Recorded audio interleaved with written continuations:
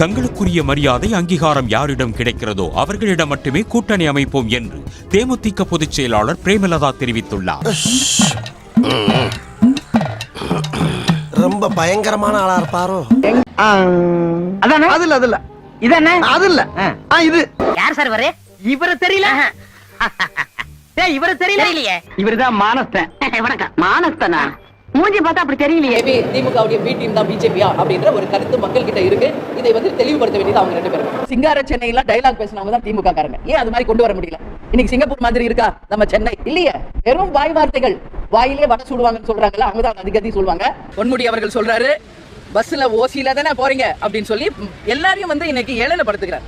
ராசா அவர்கள் பார்த்தா இந்து மதத்தை வந்து கொச்சைப்படுத்த மாதிரி பேசிக்கிட்டு இருக்காரு. 100 ரூபாய் காயின் வெளியிடுவதிலும் மகனை துணை முதல்வர் ஆக்கலாமா என்பதிலும் இன்னைக்கு யோசிச்சுக்கிட்டு இருக்க முதல்வர் மக்கள் மீது கவனம் செலுத்தணும். இன்னைக்கு வந்து நிறைய ஸ்கூல்ஸ் நீங்க பாருங்க, உங்களுக்கு தெரியாதது எதுவும் இல்ல, மரத்தடியில நடத்திட்டு இருக்காங்க. கட்டிடங்கள் பாதுகாப்பு இல்லாத கட்டிடங்கள், பள்ளிக்கூடங்கள்ல இதையெல்லாம் சரி செய்யுங்கன்னா யாரும் காது கொடுத்து கேட்க மாட்டாங்க. எங்களுக்குரிய மரியாதை அங்கீகாரம் நிச்சயம் எங்கு கிடைக்குதோ அங்கு நாங்கள் கூட்டணி அமைப்போம்.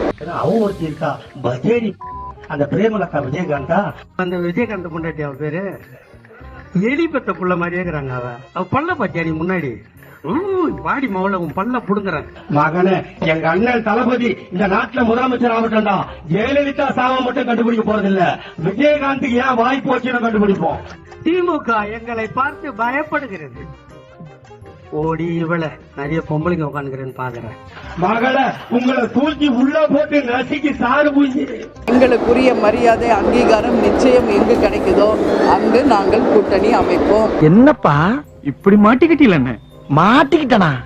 ஆமாண்ணே, விரலத்தாண்டா தொட்டுட்டு தானே மாட்டிக்கிட்டீங்க. 30 சீட்டு 300 கோடியா?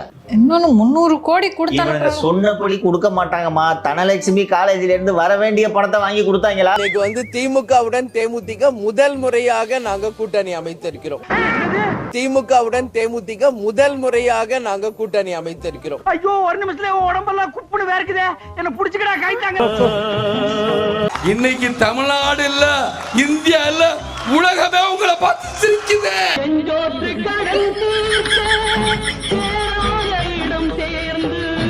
என்ன பண்றது? அப்பவே சொன்னேன் கையெழுத்து போடாத கேட்டியா? எல்லாம் தலையெழுத்து. சாணி. எங்களுக்குரிய மரியாதை அங்கீகாரம் நிச்சயம் எங்கு கிடைக்குதோ அங்கு நாங்கள் கூட்டணி அமைப்போம். காலங்காத்தால உனக்கு குறவழி வரைக்கும் சோத்த போட்டு வண்டியில ஏத்திட்டு வந்ததுக்கு உன்னால என்ன பண்ண முடியுமா அதை பண்ணி. திமுக கூட்டணியில் தேமுதிக, இதைவிட ஒரு அவமானம் அந்த நல்ல மனிதருக்கு உண்டா? மோசம் போயிட்டோம். எல்லாரையும் பாலுங்கணத்துல கல்ல கட்டி தான் தள்ளுவாங்க. ஆனா உங்களுக்கு இதை கட்டி தள்ளிட்டாங்களே. என்னன்னா கல்யாண மண்டபத்துல தூங்க இடையில அதுக்கு ஒரு கட்சி ஆரம்பிச்சு நான் அடுத்த மருந்து வாழ்ந்துருக்கேன். என் நேரம் ஃபுல்லா தண்ணியை போட்டு முதலமைச்சர் சீட்டு என்ன அவர்கள் கூட 2016 பழம் நழுவி பாலில் விழப்போகிறது என்று கூட சொல்றார். 10 வருஷம் கழிஞ்சு பழம் நழுவி தேன் கலந்த பாலில் இந்த முறை விழுந்திருக்கிறது. தெய்வங்கிறது மக்கள் ஓட்டு போட்டதானே நீயே வரும். மக்கள் தான் உங்களை ஊழல்வாதிங்கிறாங்களே. அந்த மக்கள் தெய்வம். நான் அதான் சேலத்தில் சொன்னேன், அந்த கம்சன் அரக்கன் கம்சனை கிருஷ்ணனாகிய மக்களாகிய நீங்கள் அழிக்கணுங்கிற அதான் நடக்க போகுது. இவர் மாவலிமன் சொல்லிவிட்டு உடனே என்னுடைய இது அது இதுன்னு பொய்யோட உச்சத்தில் இருக்கார் கலைஞர். அதனால் மாவலிமை அரசனுக்கும் எதற்கும் எந்த சம்மந்தம் இல்லை. யாருக்கும் கதை தெரியலைங்க, ஏமாத்துறாரு. இவர் எப்பயுமே சொல்லுவார், தமிழினம் தமிழர்களுக்காக அப்படி மாதிரி இனத்தை அழிச்சு. நான் கேட்குறேன், தமிழர் அப்படின்னு நீங்கள் சொல்கிறீங்க, ஒத்துக்கிறேன். இந்த தமிழர்னு நீங்கள் தமிழரோட என்றைக்காக கூட்டணி வச்சுருக்கீங்களா? உங்களை யார் வடக்கு போய் கூட்டணி வைக்க சொன்னால் சொல்லுங்க பார்ப்போம். எந்த பேரறிஞர் அண்ணா அவர்கள் கட்சியின் தலைவராக இருக்கப்பட்டவர் போராடி காங்கிரஸ் கட்சியை வீழ்த்தினார். இவர் ஆட்சிக்கு வந்து அவரோட கூட்டணி வைக்கிறார். 80 இவருடைய ஊழல், பூச்சிக்கொல்லி ஊழல், கோதுமை ஊழல் தப்பிக்கணுங்கிறதுக்காக முதல்ல கூட்டணி வைக்கிறார். அதுக்கப்புறம் இன்றைக்கி வரைக்கும் கூட்டணி வைக்கிறார். இவர் தான் இந்திரா காந்தியை அடித்து பிடிச்சி சொல்லிட்டார், ரத்தமாக சகப்பு கலர் ரத்தம் வருது, அது பெண்களுக்கு வர வியாதி தானே எப்பயும் பழங்குற சொன்னவர் தான் இந்த சாபக்கேடான கலைஞர் அவர்கள் இன்றைக்கி இவ்வளவும் பேசுகிறார். அதனால் மாமல்லி மன்னனுங்கிற இவர் சொல்ல, இவர் செய்கிறதெல்லாம் ஃப்ராடு. மாநிலத்தில் சுயமாக கொள்ளையடிச்சுக்கிறோம், மத்தியில் கூட்டாக கொள்ளையடிச்சுக்கிறோங்கிறார். இதைத்தான் மாநிலத்தில் சுயாட்சி, மத்தியில் கூட்டாட்சி. இங்கே இருக்கிற காங்கிரஸ் கட்சிக்கு முடியாது, எங்களுக்கும் பங்கு கூடுன்னுக்கிட்டு இருக்காங்க. இதுதான் சண்டை, தவிர வேற ஒன்றும் கிடையாது.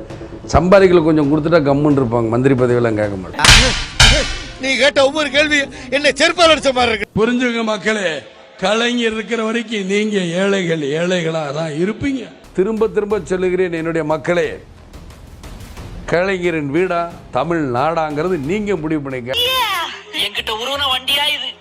அடி பாவி, பிளைட் மாதிரி மெயின்டைன் பண்ணி வச்சிருந்தேனடி, இப்படி இத்தனை பிளேட்டை மாட்டி அசிங்கம் பண்ணிட்டீங்களேடி. ஏதோ உங்க புண்ணியத்துல இந்த வண்டியை வச்சு நாங்க 4 இடத்துல பிச்சை எடுத்து எங்க நிலைமையை நாங்க டெவலப் பண்ணி இப்ப ரொம்ப சாமியும் சாஞ்சு போச்சு, நம்ம ஊர் கவுண்டரையும் சாச்சிட்டானுங்க.